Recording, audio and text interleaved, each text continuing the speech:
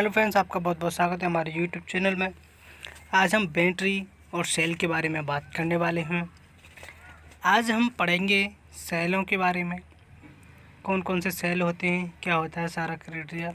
देखिए, सेलों के बारे में आज पढ़ेंगे हम। देखिए, सेल दो प्रकार के होते हैं, प्राइमरी एंड सेकेंडरी सेल। दो प्रकार के सेल होते हैं।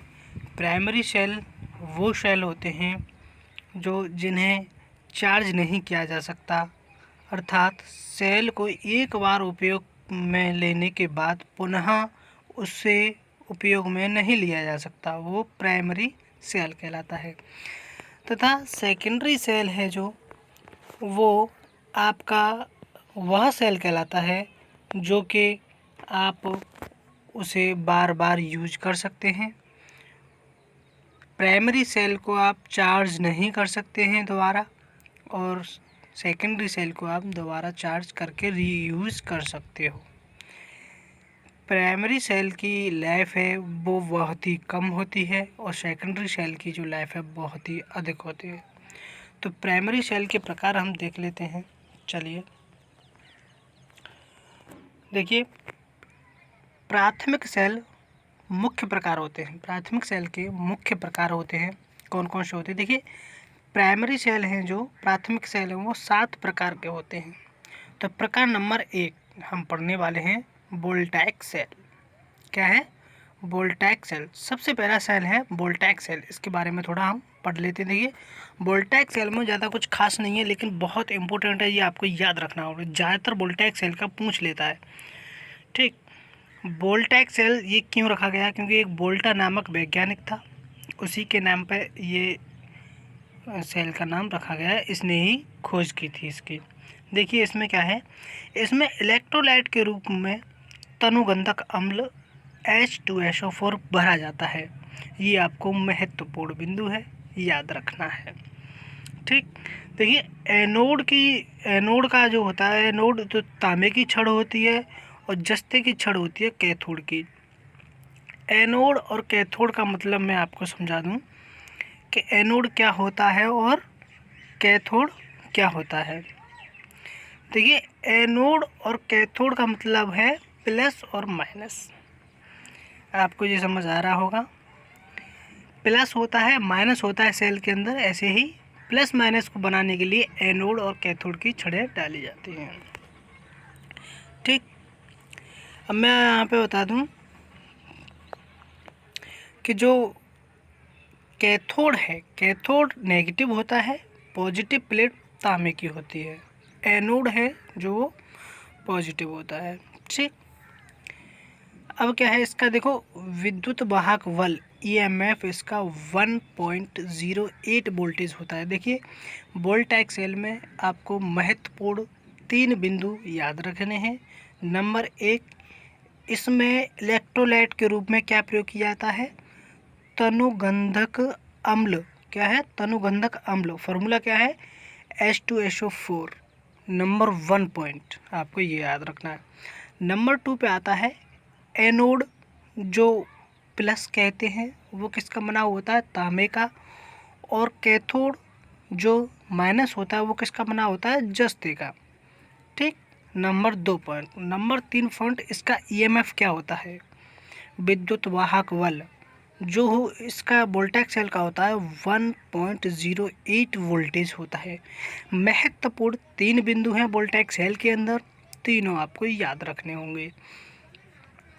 अब वोल्टैक सेल का काम खत्म हो जाता है, अगले सेल के बारे में बात करते हैं।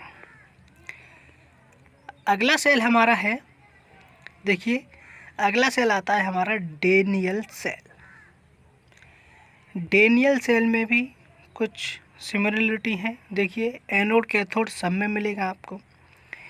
एनोड के रूप में तांबे की छड़ होती है। मतलब इसमें कह रहा है, एनोड के रूप में तांबे का एक बेलनाकार पात्र प्रयोग किया जाता है। मतलब बेलनाकार एक बर्तन उपयोग में लिया जाता है जो एनोड का कार्य करता है। बर्तन के ऊपर की ओर तांबे का छिद्र युक्त छज्जा बालकोनी बना होता है, जिसमें CuSO4 कॉपर सल्फेट के ठोस रवे भरे जाते हैं। इसमें क्या है, इलेक्ट्रोलाइट के रूप में देखो कॉपर सल्फेट को भरा जा रहा है, CuSO4 इसका है। अब आपको क्या रखना है, इसमें भी महत्वपूर्ण बिंदु हो गया। एनोड आपको कैथोड याद रखना है, एनोड किसका होता है, कैथोड की कौन सी छड़का बना हुआ है। अब इसमें इलेक्ट्रोलाइट के रूप में क्या भरा हुआ है, CuSO4 कॉपर सल्फेट। ठीक, अब इसमें यहाँ पर लिखा है, इसमें इलेक्ट्रोलाइट के रूप में कॉपर सल्फेट का घोल प्रयोग किया जाता है। सिंपल सी बात है, आपको पता होना चाहिए। चलिए नेक्स्ट हम बात करते हैं इसके बारे में। एक लंबे बेलनाकार सरंध्र पात्र में तनुगंधक अम्ल H2SO4 भरा जाता है। देखिए इसमें ये डबल हो रहा है, इसमें H2SO4 भी भरा जाता है और उनके बीच में जस्ते की छड़ जो कैथोड का कार्य करती है स्थापित की जाती है। इसका EMF विद्युत वाहक बल 1.1 वोल्ट होता है और आंतरिक प्रतिरोध इसका 2 से 6 ओम तक होता है। इसका EMF स्थिर रहता है। देखिए यहाँ पे इसने बोला है इसका EMF मतलब विद्युत वाहक बल स्थिर रहता है, मतलब 1.1 वोल्ट ही रहता है। आपको डेलियन सेल के बारे में अच्छे से पता चल गया। देखिए मैं जो नोट्स करा रहा हूँ यूट्यूब की हिस्ट्री में सबसे बेस्ट नोट है, अदरवाइज़ कोई वीडियो देखने की आवश्यकता नहीं पड़ेगी। जो सेल की सारी डिटेल है, सारे महत्वपूर्ण बिंदु हैं, वो मैं बता के चल रहा हूँ। चलिए नेक्स्ट बात करते हैं हम लेक-लांची सेल। लेक-लांची सेल के बारे में बात कर लेते हैं। चलिए, इसमें इलेक्ट्रोलाइट के रूप में NH4Cl अमोनियम क्लोराइड का घोल होता है, राइट।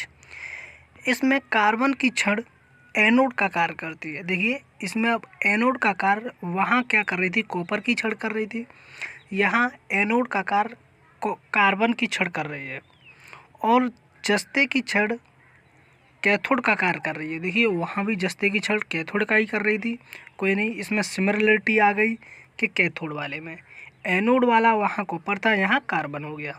चलिए नेक्स्ट हम बात कर लेते हैं कि इसमें आपको क्या बताएं, MnO2 मैग्नीज डाइऑक्साइड रहता है। इसमें क्या है, मैग्नीज डाइऑक्साइड भी भरा रहता है। देखिए इलेक्ट्रोलाइट के रूप में एक तो आपका ये हो गया और आपका ये भी मान लीजिए इलेक्ट्रोलाइट ही होता है। ये दो तरह का इसमें साल्ट प्रयोग किया जाता है। इसका EMF विद्युत वाहक बल 1.46 वोल्ट होता है। इसका आंतरिक प्रतिरोध 1 से लेके 5 ओम तक रहता है, 1 से लेके 5 ओम तक रहता है। ठीक, यहाँ तक आपको समझ में आया। यहाँ पर ये जो चित्र है इसको भी आप देख सकते हैं। जो मैंने यहाँ थ्योरिकल में जो मैंने पढ़ा है वही इसमें दर्शाया गया है। चलिए नेक्स्ट हम बात कर लेते हैं इसके बारे में। अब नेक्स्ट हमारा सेल आ जाता है शुष्क सेल। क्या आ जाता है, शुष्क cell, carbon zinc cell, dry cell, ठीक है ना। देखिए शुष्क सेल लेक-लांची सेल का ही संशोधित रूप है। लेक-लांची सेल का ही संशोधित रूप है। इसमें जस्ते का बेलनाकार पात्र कैथोड का कार्य करता है, कार्बन की छड़ एनोड का कार्य करती है। देखिए इसमें यहाँ जस्ते का एक बेलनाकार पात्र प्रयोग किया जा रहा है और पिछले वाले सेल में क्या था, डेनियल सेल में एक कॉपर का पात्र प्रयोग किया जा रहा था, इसमें जस्ते का पात्र प्रयोग किया जा रहा है। ये जस्ते का पात्र कैथोड का कार्य कर रहा है और एनोड का कार्य कर रहा है आपका कार्बन। इसमें इलेक्ट्रोलाइट के रूप में अमोनियम क्लोराइड NH4Cl तथा जिंक क्लोराइड ZnCl2 तथा प्लास्टर ऑफ पेरिस की लुगदी पेस्ट भरी जाती है। इतने प्रकार का इसमें साल्ट एक तरीक़ा से मिला के प्रयोग किया जाता है। देखिए इसका EMF है जो 1.4 से लेके 1.5 वोल्ट तक रहता है। इसका कार्य क्षमता मैं आपको बताऊं 0.084 एम्पियर हावर से लेके 5.625 एम्पियर हावर तक होती है। ये भी आपको अच्छे से समझ में आ गया होगा। देखिए, अगर इस वीडियो में आपको थोड़ी बहुत नॉलेज मिली हो तो इस वीडियो को प्लीज़ लाइक करें, सब्सक्राइब, चैनल पे पहली बार आएँ तो सब्सक्राइब करें और अपने दोस्तों के साथ शेयर करें। अगली वीडियो अगले सेलों के साथ लेके आऊँगा। बहुत बहुत धन्यवाद आपका।